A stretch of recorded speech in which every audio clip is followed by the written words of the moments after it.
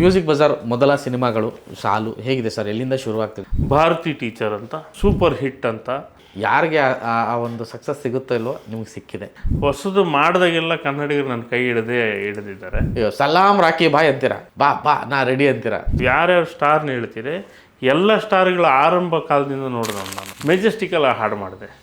ಮುದ್ದು ಮನಸ್ಸೆ ಪೆದ್ದು ಮನಸ್ಸೆ ಆ ಹಾಡು ಮಾಡಿದಾಗ ಎಲ್ಲರೂ ಇದು ಸ್ಲೋ ಅಲ್ವಾ, ಇದು ಹಿಂಗಲ್ವಾ ಹಂಗಲ್ವಾ ಅಂತ ಅಂದು ಸೂಪರ್ ಡೂಪರ್ ಹಿಟ್. ಇವತ್ತಿಗೂ ದಾಸ ಅಂತ ನನ್ನ ಫ್ರೆಂಡ್ ಒಬ್ಬ ಇದ್ದ ಪ್ರಕಾಶ್ ನಗರದಲ್ಲಿ, ಅವನ ಹೆಸರನ್ನ ಕ್ಯಾರೆಕ್ಟರ್. ಆಮೇಲೆ ಅವ್ನ ಕ್ಯಾರೆಕ್ಟರ್ ಒಬ್ಬ ಅನಾಥ, ಅವ್ನಿಗೆ ಯಾರೂ ಇಲ್ಲ, ಹಿಂದೆ ಇಲ್ಲ ಮುಂದೆ ಇಲ್ಲ. ಅದಕ್ಕೆ ನಾನೇ ರಾಜ ಅಂತ ಹೇಳ್ಕೊಂಬರ್ತಾನೆ. ಪಟ್ ಅಂತ ಸೆಕೆಂಡ್ ಲೈನ್ಗೆ ನೀವೇ ನನ್ನ ತಾಯಿ ತಂದೆ ಅಂತ. ನನಗೆ ಆ ಡ್ಯಾನ್ಸ್ ಇನ್ಸ್ಪಿರೇಷನ್ ಅಂತ ಹೇಳ್ತಾ ಇರೋದು. ಅದಕ್ಕೆ ನಾನು ಸವಾಲಿಗೂ ಖವಾಲಿಗೂ ಸಯ್ಯರೆ ಸಯ್ಯ ಹಂಗೆ ಬರ್ದು ಡೌ ಡೌ ಡೌ ಡೌ ದುನಿಯಾ ಕಣೋ ರಂಗ ಒಬ್ನೇ ಸಾಚ ಕಣೋ. ಸಿಕ್ಕಿದ ಎಲ್ಲ ಅವಕಾಶಗಳನ್ನು ಚೆನ್ನಾಗಿ ಶ್ರದ್ಧೆಯಿಂದ ಮಾಡ್ಕೊಂಬಂದಿದ್ದೀನಿ. ನಿಮ್ಮ ಹಾಡುಗಳಲ್ಲಿ ಬ್ರಹ್ಮ ಅನ್ನೋ ಒಂದು ಪದ ಅದು ಬೇಕಿತ್ತು. ಯಾವುದು ಸೃಷ್ಟಿಯೋ ಅದೇ ಬ್ರಹ್ಮ, ಸೃಷ್ಟಿಕರ್ತ. ಸೊ ಬ್ರಹ್ಮನ್ನ ಮೀರಿದ್ದೇನಾದ್ರು ಇದೆಯಾ? ಬ್ರಹ್ಮನ್ ಬೈದಿದ್ದೀನಿ, ಹೊಗಳಿದ್ದೀನಿ, ಎಲ್ಲ ಥರ ಮಾಡ್ಬಿಟ್ಟಿದ್ದೀನಿ. ನಿಮ್ದಲ್ಲ ಅಂತ ನಾನು ಒಂದು ಇಲ್ಲಿ ಇರೋದಷ್ಟು ನಾನು ಹೇಳ್ತೀನಿ. ಮ್ಯೂಸಿಕ್ ಬಜಾರ್ ಮೊದಲ ಸಿನಿಮಾಗಳು ಶಾಲು ಹೇಗಿದೆ ಸರ್? ಎಲ್ಲಿಂದ ಶುರುವಾಗ್ತಿದೆ? ಯಾವ ಸಿನಿಮಾದಿಂದ ಶುರುವಾಗ್ತಿದೆ? ಈಗ ಎಷ್ಟು ಸಿನಿಮಾಗಳು ನಾನು ನೋಡಿದೆ. ಒಂದಷ್ಟು ಭಕ್ತಿಗೀತೆಗಳನ್ನ ಹಾಕಿದ್ರಿ, ಒಂದಷ್ಟು ಆಲ್ಬಮ್ ಸಾಂಗ್ಗಳನ್ನ ಹಾಕಿದ್ರಿ. ಸೊ ಸಿನಿಮಾಗಳು ಅಂತ ಬಂದಾಗ, ಮೇನ್ ಸ್ಟ್ರೀಮ್ ಸಿನಿಮಾಗಳು ಅಂತ ಬಂದಾಗ ಈಗ ಸುಮಾರು ಜನ ನಮ್ಗಳ ಹತ್ರನೂ ಕೇಳ್ತಾರೆ, ಎಲ್ಲಿಗೆ ಹೋದರೆ ಉತ್ತಮ, ಯಾವ ಆಡಿಯೋ ಕಂಪ್ನಿಗೆ ಹೋದರೆ ಉತ್ತಮ, ಎಲ್ಲಿ ಕಾಸು ಕೊಡ್ತಾರೆ ಅಂತ. ಪಾಪ ಅವರು ಆಬ್ವಿಯಸ್ಲಿ ಸೊ ಇಲ್ಲಿಗೆ ಬರೋವಂಥವ್ರಿಗೆ ನೀವೇನು ಹೇಳೋಕ್ಕೆ ಬಯಸ್ತೀರಿ ಅಂತ? ನನಗೆ ಇಲ್ಲಿ ಬಂದರೆ ನಿಮಗೆ ಒಂದು ಪಾರದರ್ಶಕತೆ ಇದೆ. ಎರಡನೇದು, ನಾನು ಬಿಸ್ನೆಸ್ ಮ್ಯಾನ್ ಅಲ್ಲ, ನಾನೊಬ್ಬ ಕಲಾವಿದ, ನಾನೊಬ್ಬ ಕ್ರಿಯೇಟಿವ್ ವ್ಯಕ್ತಿ. ಹಾಗಾಗಿ ನಾನು ಅದನ್ನು ಉದ್ಯಮವಾಗಿ ನೋಡೋದಿಲ್ಲ, ಮಾಧ್ಯಮವಾಗಿ ನೋಡ್ತೀನಿ. ನಿಮ್ಮ ಹಾಡಿಗೆ ನಾನು ಏನು ಸಪೋರ್ಟ್ ಮಾಡ್ಬೋದು, ನನ್ನ ಆಫೀಸ್ ಏನು ಸಪೋರ್ಟ್ ಮಾಡ್ಬೋದು, ಮತ್ತು ನನಗಿರುವ ಏನು ಸೌಕರ್ಯಗಳಿದೆ ಅದನ್ನೆಲ್ಲ ನೀವು ಬಳಸ್ಕೋಬೋದು. ಮಾಧ್ಯಮಗಳಿಗೆ ಸಂಬಂಧಪಟ್ಟ ಹಾಗೆ ಯಾವ್ಯಾವ ಮಾಧ್ಯಮ ಇರುತ್ತೆ, ಡಿಜಿಟಲ್ ಮಾಧ್ಯಮದಲ್ಲಿ ಏನೆಲ್ಲ ಮಾಡೋಕ್ಕೆ ಸಾಧ್ಯ ಇದೆ ನಮಗೆ, ಆ ಎಲ್ಲವನ್ನು ನಾವು ಮಾಡ್ಬೋದು ಅಂತ. ಈಗ ಭಾರತಿ ಟೀಚರ್ ಅಂತ ಸಿನಿಮಾ ಇನ್ನೇನು ಶೀಘ್ರದಲ್ಲಿ ರಿಲೀಸ್ ಆಗುತ್ತೆ, ಅದೊಂದು ಸಿನಿಮಾ ಇದೆ. ಸೂಪರ್ ಹಿಟ್ ಅಂತ ಗಿಲ್ಲಿ, ಗೌರವ್ ಶೆಟ್ಟಿ ಇವರೆಲ್ಲ ಅಭಿನಯ ಮಾಡಿರೋಂಥದ್ದು ಇನ್ನೊಂದು ಸಿನಿಮಾ. ಸರ್ಕಾರಿ ಶಾಲೆ H8 ಅಂತ ಇನ್ನೊಂದು ಸಿನಿಮಾ. ಶರಣ್ ಅವರು ಒಂದು ಹಾಡು ಹಾಡಿದ, ಅದು ಭಾಳ ಚೆನ್ನಾಗಿ ಹೋಗ್ತಾಯಿದೆ. ಈ ಸೂಪರ್ ಹಿಟ್ ಸಿನಿಮಾದು ಟ್ರೈಲರ್ ಭಾಳ ಚೆನ್ನಾಗಿ ಹೋಗಿದೆ. ಪೆನ್ ಡ್ರೈವ್ ನಮ್ಮ ಇದರಲ್ಲೇ ರಿಲೀಸ್ ಆಯಿತು. ಪೆನ್ ಡ್ರೈವ್ ತನಿಷಾ ಕುಪ್ಪಂಡ ಇವರೆಲ್ಲ ಮಾಡಿದ್ದು, ಅದು ಚೆನ್ನಾಗೋಯ್ತು. ಅದ್ರ ಇದೆಲ್ಲ ಚೆನ್ನಾಗೋಯ್ತು. ಒಂದಷ್ಟು ಸಿನಿಮಾಗಳು ಆಲ್ರೆಡಿ ಇದ್ದಾವೆ, ನೋಡಿದ್ರೆ ಗೊತ್ತಾಗುತ್ತೆ. ಆ್ಯಂಡ್ ಈಗ ಹೊಸದಾಗಿ ಇನ್ನು ಮುಂದೆ ಒಂದು ಲಕ್ಕಿ ಕುಚೇಲ ಅಂತ ಒಂದು ಬರ್ತಾಯಿದೆ. ಆಮೇಲೆ ಗುರುಪ್ರಸಾದ್ ಅವರು ನಿರ್ದೇಶನ ಮಾಡಿರೋಂಥ ಮೊದಲನೇ ಸಿನಿಮಾ ಸ್ನೇಹಿತರು, ಅವ್ರದ್ದು ಫಸ್ಟ್ ಲವ್ ಗುರು ಅಂತ ಒಂದು ಸಿನಿಮಾ ಬರೋದು. ಒಂದು ಒಳ್ಳೆ ಆಲ್ಬಮ್. ಇವೆಲ್ಲ ಒಳ್ಳೊಳ್ಳೆ ಆಲ್ಬಮ್ ಇರುತ್ತೆ, ಒಂದು ಒಳ್ಳೊಳ್ಳೆ ಹಾಡುಗಳಿರುವಂಥ ಒಂದಷ್ಟು ಸಿನಿಮಾ ಲಿಸ್ಟಲ್ಲಿದೆ, ಲೈನಪ್ ಆಗ್ತದೆ. ಕೃಷ್ಣಾವತಾರ ಅಂತ ಇನ್ನೊಂದು ಸಿನಿಮಾ ಬರ್ತಾಯಿದೆ. ಆಮೇಲೆ ಇನ್ನೊಂದು 3-4 ಸಿನಿಮಾ ಇದೆ ಲೈನಲ್ಲಿ. ದೇವರ ಹೆಸರಿನಲ್ಲಿ ಪ್ರಮಾಣ ಮಾಡುತ್ತೇನೆ ಅಂತ ಒಂದು ಸಿನಿಮಾ. ಅದು ನನ್ನ ಕನ್ನಡ ಅಂತ ಯಾರೂ ಇಲ್ಲ, ಆರ್ಟಿಸ್ಟೇ. ನಿಮಗೆ ಯಾವುದೋ ಒಂದು ಮಗು ಇರೋದು, ಆ ಹಾಡು 1,00,000 ಜನ ನೋಡಿದ್ದಾರೆ ಈಗ ಹತ್ತತ್ರ. ಅಂದರೆ ಹಾಡು ಇಷ್ಟ ಆದರೆ ನೀನು ಯಾವ ಚಾನಲಲ್ಲಿ ಹಾಕಿದೆಯಾ, ಯಾವ ಇದರಲ್ಲಿ ಎಲ್ಲಿ ಇದೆ ಅಂತ ಯಾರು ಹುಡುಕೋದಿಲ್ಲ. ಹಾಡು ಚೆನ್ನಾಗಿದೆ ನೋಡ್ತಾರೆ, ಹಾಡು ಚೆನ್ನಾಗಿದೆ ಕೇಳ್ತಾರೆ, ಅಷ್ಟೇ. ಆಮೇಲೆ ಎಷ್ಟೋ ಹಾಡುಗಳು ಯಾರು ಗುರು ಹೀರೋ ಈ ಹಾಡಿಗೆ ಅಂತೀವಿ. ಹಾಡು ಸೂಪರ್ ಹಿಟ್ ಆಗಿರುತ್ತೆ, ಆ ಹೀರೋನ ಯಾರಂತಲೇ ಗೊತ್ತಿರಲ್ಲ. ಅಂಥದ್ದು ಎಷ್ಟೋ ಹಾಡಿದ್ದಾವೆ. ಸೊ ಹಾಡು ಮುಖ್ಯನೇ ಹೊರತು ಅದ್ರ ಹಿಂದಿಂದು ಅಲ್ಲ, ಕೇಳುಗನ ಪಾಯಿಂಟ್ ಆಫ್ ವ್ಯೂ ನಾನು ಹೇಳೋದು. ಸೊ ಒಂದಷ್ಟು ಸಿನಿಮಾಗಳು ಲೈನಪ್ ಆಗ್ತದೆ, ಇನ್ನೂ ಬರ್ತಾನೆ ಇದ್ದಾರೆ. ಈಗ 2 ದಿವಸ 3 ದಿವಸಕ್ಕೊಂದು ಬರ್ತಾ ಇದ್ದಾರೆ. ಅದಲ್ಲದೆ ನಾನೊಂದು ಇಲ್ಲಿ ಆಲ್ಬಮ್ಸು ಬೇರೆ ಯಾರಾದರೂ ಮಾಡೋವಂಥ ಆಲ್ಬಮ್ಗಳಾಗ್ಬೋದು. ಈಗ ನನ್ನ ಹತ್ರ ಒಂದಷ್ಟು ಲೈನಪ್ ಆಲ್ಬಮ್ಸ್ ಇದ್ದಾವೆ, ಅದನ್ನೆಲ್ಲ ಒಂದೊಂದಾಗಿ ಬಿಡ್ತಾ ಹೋಗ್ತೀನಿ. ಆಮೇಲೆ ಅಮರಾವತಿ ಪೊಲೀಸ್ ಸ್ಟೇಷನ್ ಅಂತ ಒಂದು ಸಿನಿಮಾ ಇದೆ, ಧರ್ಮ ಕೀರ್ತಿರಾಜ್ ಆ್ಯಕ್ಟ್ ಮಾಡಿರೋದು. ಅದು ನಮ್ಮಲ್ಲೇ ಸಿನಿಮಾಗಳಿದ್ದಾವೆ. ತುಂಬ ಒಳ್ಳೆ ಕೆಲಸ. ಮತ್ತು ಇನ್ನೊಂದು ಅಂದರೆ ಅದೇ ನನಗೆ ಇಲ್ಲಿಗೆ ಹೊರಟೋದೆ, ಎಲ್ಲೆಲ್ಲೋ ಹೋಗಿ ಹಿಂದ್ಗಡೆ ಇಷ್ಟು ನೋಡ್ಬೇಕಾದ್ರೆ ಒಂದು ನಾನು ಆಗಲೇ ಹೇಳಿದೆ ಬಂದ ತಕ್ಷಣ ಬೇರೆ ಥರದ ಎನರ್ಜಿ ಇಲ್ಲಿಗೆ ಬಂದಾಗ ಅಂತ ಹೇಳಿ. ಈ ಒಂದು 3 ದಶಕದಲ್ಲೂ ಪ್ರತಿ ವರ್ಷವೂ ಯಾರು ಬರೀತಾರೋ ಇಲ್ವೋ ಗೊತ್ತಿಲ್ಲ, ನೀವು ಬರೆದಿರ್ತೀರಿ. ಯಾರಿಗೆ ಆ ಒಂದು ಸಕ್ಸಸ್ ಸಿಗುತ್ತೋ ಇಲ್ವೋ ನಿಮಗೆ ಸಿಕ್ಕಿದೆ. ಪ್ರತಿ ವರ್ಷ ನಾನು ಸುಮ್ಮನೆ ಅನಲೈಸ್ ಮಾಡ್ತಿದ್ದೆ, ಪ್ರತಿ ವರ್ಷವೂ ಮಿನಿಮಮ್ 3 ರಿಂದ 4 ಹಾಡು ದೊಡ್ಡ ಹಿಟ್ಟಾಗಿರುತ್ತೆ. ಎಷ್ಟು ಸಿನಿಮಾಗಳು ಹಿಟ್ಟಾಗಿದೆ, ಅದು ಒಂದಲ್ಲ, ಎರಡಲ್ಲ, 5, 6 ಕೂಡ ಹಿಟ್ಟಾಗಿದೆ ಒಂದೇ ವರ್ಷದಲ್ಲಿ. ಸೊ ಆ ಥರದ ಒಂದು ಆಸಕ್ತಿ ಮತ್ತು ಆ ಯುಕ್ತಿ ಇಲ್ಲಿವರೆಗೂ ಕಾಯ್ಕೊಂಡಿರೋ ಅದರ ಹಿಂದಿನ ರಹಸ್ಯ ಏನು? ಏನಿಲ್ಲ, ಅಪ್ಡೇಟ್ ಆಗ್ತಾ ಇರ್ತೀನಿ ನಾನು. ಪ್ರತಿ ಸಲವೂ ಅಪ್ಡೇಟ್ ಆಗ್ತಾ ಇರ್ತೀನಿ. ಆಮೇಲೆ ಎಕ್ಸ್ಪೀರಿಯೆನ್ಸಿಂದ ಒಂದು ವಿಷಯ ಅರ್ಥ ಆಗ್ತಾ ಹೋಗುತ್ತೆ, ಇದನ್ನು ಇನ್ನೆಷ್ಟು ಬೆಟ್ರ್ ಮಾಡ್ಬೋದು ಅನ್ನೋದೊಂದು ಗೊತ್ತಾಗ್ತಾ ಹೋಗುತ್ತೆ. ಆಮೇಲೆ ಮೇಲಾಗಿ ನಾನು ಭಾಳ ಯೋಚನೆ ಮಾಡೋದೇನೆಂದರೆ, ನಾನೇನಾದರೂ ಹೊಸದಾಗಿ ಮಾಡ್ತಾ ಇರಬೇಕು ಅಂತ ಆ ಹೊಸ ಪ್ರಯತ್ನ ಮಾಡ್ತಾನೆ ಇರ್ತೀನಿ. ಹೊಸದು ಮಾಡಿದಾಗೆಲ್ಲ ಕನ್ನಡಿಗರು ನನ್ನ ಕೈ ಹಿಡಿದಿದ್ದಾರೆ. ಸೊ ಈಗ ಮ್ಯೂಸಿಕ್ ಬಜಾರ್ ಮಾಡಿದ್ದೀನಿ, ಈಗಲೂ ಕೈ ಹಿಡಿತಾರೆ ಅಂತ ನನಗೆ ಭರವಸೆ ಇದೆ. ಖಂಡಿತ ನಿರ್ಮಾಪಕರು, ನಿರ್ದೇಶಕರುಗಳು, ಸಂಗೀತ ನಿರ್ದೇಶಕರು ಎಲ್ರಿಗೂ ಗೊತ್ತಾಗ್ತಾ ಇದೆ. ಮ್ಯೂಸಿಕ್ ಬಜಾರ್ ನಂದು ಅಂತ ಗೊತ್ತೇ ಇರಲಿಲ್ಲ ಎಷ್ಟೋ ಜನಕ್ಕೆ, ಈಗ ಗೊತ್ತಾಗ್ತಿದೆ. ಸೊ ಬಂದರೆ ಅವ್ರಿಗೆ ಇಲ್ಲಿ ಒಂದು ಪ್ಲ್ಯಾಟ್ಫಾರ್ಮ್, ಅವ್ರಿಗೆ ಆದಂಥ ಪ್ಲ್ಯಾಟ್ಫಾರ್ಮ್ ಇದು.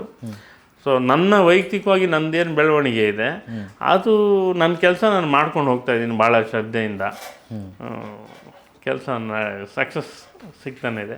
ಈಗಲೂ ಹೇಳ್ತೀನಿ, 2026 ಕೂಡ ತುಂಬ ಒಳ್ಳೊಳ್ಳೆಯ ಹಾಡುಗಳು ಜನಕ್ಕೆ ಕೇಳಕ್ಕೆ ಸಿಗುತ್ತೆ. ಆಮೇಲೆ ಈ ಪ್ರಸ್ತುತ ಚಿತ್ರರಂಗದಲ್ಲಿ ಇರುವಂತಹ ಅಷ್ಟೂ ಸೂಪರ್ ಸ್ಟಾರ್ಗಳ ಎಷ್ಟೋ ಸಿನಿಮಾಗಳ ಶೀರ್ಷಿಕೆ ಗೀತೆಗಳು, ಎಷ್ಟೋ ಸಿನಿಮಾಗಳಿಗೆ ಅವರ ಇಂಟ್ರೊಡಕ್ಷನ್ ಹಾಡುಗಳಿಗೆ ನೀವು ಬರೆದಿದ್ದೀರ. ನನಗೆ ಯಾವಾಗಲೂ ಒಂದು ಕುತೂಹಲ ಅಂದರೆ, ಸಿನಿಮಾ ಶೀರ್ಷಿಕೆ ವಿಚಾರಕ್ಕೆ ಅದೊಂದು ಗತ್ತು ಇದು ಕೊಟ್ಟಿರ್ತೀರಿ. ಆ ಕ್ಯಾರೆಕ್ಟರ್ ಪ್ರತಿ ಸಿನಿಮಾಗೂ ಆ ಹೀರೋ ಕ್ಯಾರೆಕ್ಟರ್ ಬದಲಾಗ್ತಾನೆ ಹೋಗಿರುತ್ತೆ. ಸೊ ಈ ಥರದಿಂದಾಗಲೂ ಬಟ್ ಎಲ್ಲ ಹಾಡು ಇಟ್ಟೆ. ಆ ಶೀರ್ಷಿಕೆ ಗೀತೆಗಳು ಎಲ್ಲಿಂದ ನಾವು ಯಾವುದೇ ಹುಡುಕಿದ್ರು ಸುಮ್ಮನೆ ಇಲ್ಲೇ ನೋಡಿದ್ರೆ ಹಂಗೆ ಸಿಗ್ತಾ ಇದೆ. ಸೊ ಅದು ಹೇಗೆ ನೀವು ಇದು ಮಾಡ್ತೀರಾ ಸರ್? ಅಂದರೆ ಸಲಾಮ್ ರಾಕಿ ಬಾಯ್ ಅಂತೀರ, ಅಂದರೆ ಅಲ್ಲೊಂದು ಬಾ ನಾ ರೆಡಿ ಅಂತೀರ. ಅಲ್ಲಿ ಹಿಟ್ ಔಟ್ ಏನೋ ಆರ್ಡಿ ಕಟ್ಔಟ್ ಅಂದರೆ ಅಂದರೆ ಒಬ್ಬ ಆ ಸ್ಟೇಜನ್ನು ಅಷ್ಟು ಅಚ್ಚುಕಟ್ಟಾಗಿ ಇಳಿಸೋವಂಥದ್ದು. ಒಂದು ಕಡೆ ಅವರ ಅಷ್ಟು ಜರ್ನಿನ ನೋಡಿರ್ತೀರಿ ಒಂದು, ಇನ್ನೊಂದು ಕಡೆ ಆ ಒಂದು ಕತೆಗೆ. ಸೊ ಇದರಲ್ಲಿ ಹೇಗೆ ನೀವು ಗ್ರಹಿಸ್ಕೊಳ್ತೀರಂತ? ಸಿಂಪಲ್ ಏನಂದರೆ, you love the artist first and you love the music. ಇದೆರಡು ಚೆನ್ನಾಗಿ ಆಗ್ಬಿಟ್ರೆ ಸ್ಕ್ರಿಪ್ಟ್ ಏನು ಹೇಳ್ತಾ ಇದೆ ಅನ್ನೋದು ಒಂದು, ಇದನ್ನೆಲ್ಲ ತಲೆಯಲ್ಲಿ ಇಟ್ಕೊಂಡಾಗ ಆಟೋಮೆಟಿಕ್ಕಾಗಿ ಇವತ್ತು ನೀವು ಯಾರ್ಯಾರು ಸ್ಟಾರ್ನ ಹೇಳ್ತೀರಿ, ಎಲ್ಲ ಸ್ಟಾರ್ಗಳ ಆರಂಭ ಕಾಲದಿಂದ ನೋಡಿದವನು ನಾನು. ಅದು ದರ್ಶನ್ ಆಗ್ಬೋದು, ಸುದೀಪ್ ಆಗ್ಬೋದು, ನಮ್ಮ ಯಶ್ ಆಗ್ಬೋದು, ಯು ನೇಮ್ ದ ಹೀರೋಸ್. ಅಂದರೆ ನನ್ನ ಹಿಂದಿನವರಲ್ಲ, ಶಿವಣ್ಣ, ಜಗ್ಗೇಶ್ ಅವರು ಆ ಜನ್ರೇಷನ್ ಅಲ್ಲ, ನೆಕ್ಸ್ಟ್ ಜನ್ರೇಷನ್ ಹೇಳ್ತಾ ಇದ್ದೀನಿ. ಸೊ ಏನಂದರೆ ಎಲ್ಲನೂ ಐ ಲವ್ ಎವ್ರಿ ಒನ್. ಅವರೆಲ್ಲರ ಬೆಳವಣಿಗೆ ನೋಡ್ತೀನಿ. ಆಮೇಲೆ ನಾನು ಆಗಲೇ ಹೇಳಿದಾಗ ಎಲ್ಲ ತುಂಬ ಒಳ್ಳೆಯ ಮನಸ್ಸಿರುವಂಥವ್ರು. ಸೊ ಅವರು ಒಬ್ಬೊಬ್ಬರನ್ನ ನೋಡ್ತಾ ಇದ್ದಾಗ ಇವನನ್ನು ಹೀಗೆ ನಾವು ಇದನ್ನು ಮೋಲ್ಡ್ ಮಾಡಿದ್ರೆ ಈ ಹೀರೋನ ನಾನು ಹಿಂಗಾಗುತ್ತೆ ಒಂದು ಜಡ್ಜ್ಮೆಂಟ್. ಅದು ನಿಮಗೆ ಮುದ್ದು ಮನಸ್ಸೆ ಹಾಡು ಬರೆದಾಗ ಮೆಜೆಸ್ಟಿಕ್ಕು, ನಾನು ಹಾರ್ಟ್ ಬೀಟ್ ಮೇಲೆ ಒಂದು ಸಾಂಗ್ ಮಾಡಬೇಕು ಅಂತ ನಂಗೆ ತಲೆಯಲ್ಲಿತ್ತು. ಅದು ಗೀತಾಂಜಲಿ ಸಿನಿಮಾದಲ್ಲಿ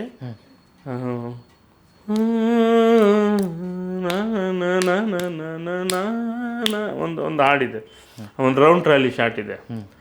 ಆವಾಗಿಂದ ಏನೂ ಇಲ್ಲ ಆ ಹಾಡಲ್ಲಿ, ಬರೀ heart beat music, voice SPB Janakamma ಅವ್ರ ವಾಯ್ಸ್ ಅಷ್ಟೇ ಆ ಹಾಡಲ್ಲಿ. ನನಗೆ ಆ ಥರ ಹಾರ್ಟ್ ಬೀಟ್ ಇಟ್ಕೊಂಡು ಒಂದು ಹಾಡು ಮಾಡಬೇಕು ಅಂತ ಆಸೆ ಇತ್ತು. ನಾನು ಅದನ್ನು ತಲೆಯಲ್ಲಿ ಇಟ್ಕೊಂಡು ಮೆಜೆಸ್ಟಿಕಲ್ ಆ ಹಾಡು ಮಾಡಿದೆ. ಮುದ್ದು ಮನಸ್ಸೆ ಪೆದ್ದು ಮನಸ್ಸೆ. ಆ ಹಾಡು ಮಾಡಿದಾಗ ಎಲ್ಲರೂ ಇದು ಸ್ಲೋ ಅಲ್ವಾ, ಇದು ಹಿಂಗಲ್ವಾ ಹಂಗಲ್ವಾ ಅಂತ ಅಂದರು. ಚೆನ್ನಾಗಿರುತ್ತೆ ಅಂದೆ. ಎಲ್ಲ ಬಿಟ್ಬಿಟ್ರು, ಯಾರು ಅದನ್ನು ಜಾಸ್ತಿ ಕಮೆಂಟ್ ಮಾಡಿಲ್ಲ. ಸೂಪರ್ ಡೂಪರ್ ಹಿಟ್ ಇವತ್ತಿಗೂ ಕೇಳೋಣ ಅಲ್ವಾ. ಸೊ ಅವತ್ತಿನ ಹೀರೋ ಇಂಟ್ರಡಕ್ಷನ್ನು ಅವತ್ತು ಬರ್ತಾ ಇದ್ದ ಸಿನಿಮಾಗಳು ಅವನ್ನೆಲ್ಲ ನೋಡಿದಾಗ ಹೊಸ ಹೀರೋನ ಇಂಟ್ರೊಡ್ಯೂಸ್ ಮಾಡ್ತಾಯಿದ್ವಿ ನಾವು. ಇವನ್ನ ಹಿಂಗೆ ನಾವು ಕ್ರಿಯೇಟ್ ಮಾಡಬೇಕು ಕ್ಯಾರೆಕ್ಟ್ರನ್ನ ಅಂಥೇಳಿ ಆ ಕ್ಯಾರೆಕ್ಟ್ರು ಸ್ಕ್ರಿಪ್ಟಲ್ಲಿ ಇದ್ದವನು ನನ್ನ ಜೊತೆಯಲ್ಲಿ ಭಾಳ ಚೆನ್ನಾಗಿ ಮಾಡಿದರು ಸತ್ಯ ಸ್ಕ್ರಿಪ್ಟು. ಅದಕ್ಕೊಂದಷ್ಟು ಇನ್ಪುಟ್ಸು ಸೀನು.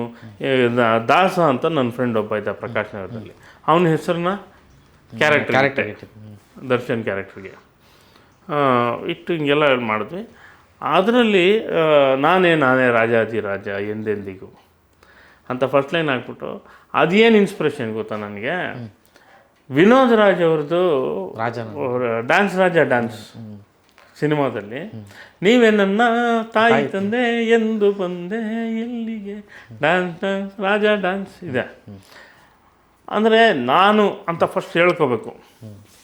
ಆ ಕ್ಯಾರೆಕ್ಟರ್ದು ಅವನು ಒಬ್ಬ ಒಂದು ಪುಂಡ ಆಗಿರ್ತಾನೆ ಆ ಸಿನಿಮಾದಲ್ಲಿ, ರೌಡಿ ಆಗಿರ್ತಾನೆ, ಅವನು ಆ ಒಂದು ಈಗೋ ಇರುತ್ತೆ ಅಂತ ಹೇಳ್ಕೋಬೇಕು. ಅದಕ್ಕೆ ನಾನೇ ರಾಜಾಧಿರಾಜ. ಆಮೇಲೆ ಅವ್ನ ಕ್ಯಾರೆಕ್ಟರ್ ಒಬ್ಬ ಅನಾಥ, ಅವ್ನಿಗೆ ಯಾರೂ ಇಲ್ಲ, ಹಿಂದೆ ಇಲ್ಲ ಮುಂದೆ ಇಲ್ಲ, ಅದಕ್ಕೆ ನಾನೇ ರಾಜಾಧಿರಾಜ ಅಂತ ಹೇಳ್ಕೊಂಬರ್ತಾನೆ.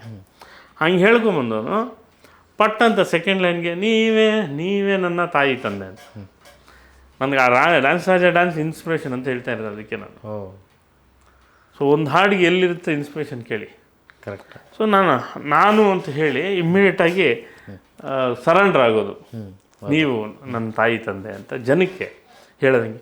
ಸೊ ಹೊಸ ಹೀರೋನ ಹಿಂಗೆ ಇಂಟ್ರೊಡ್ಯೂಸ್ ಮಾಡೋಣ ಅಂಥೇಳಿ ಮಾಡಿದ್ದು ಆ ಮೆಜೆಸ್ಟಿಕಲ್ಲಿ.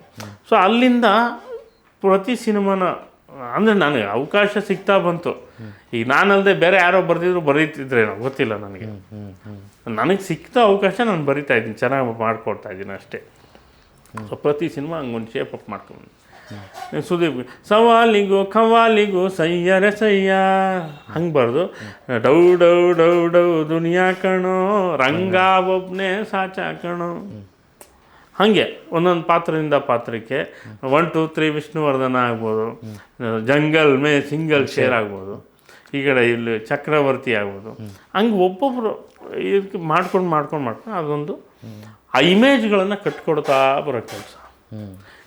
ಇದಷ್ಟೇ ಅಂತಲ್ಲ, ನಿಮಗೆ ಆ ಕಡೆ ಮೆಲೋಡೀಸ್ ಆಗ್ಬೋದು, ಇನ್ನೊಂದು ಆಗ್ಬೋದು, ಸಿಕ್ಕಿದ ಎಲ್ಲ ಅವಕಾಶಗಳನ್ನು ಚೆನ್ನಾಗಿ ಶ್ರದ್ಧೆಯಿಂದ ಮಾಡ್ಕೊಂಬಂದಿದ್ದೀನಿ.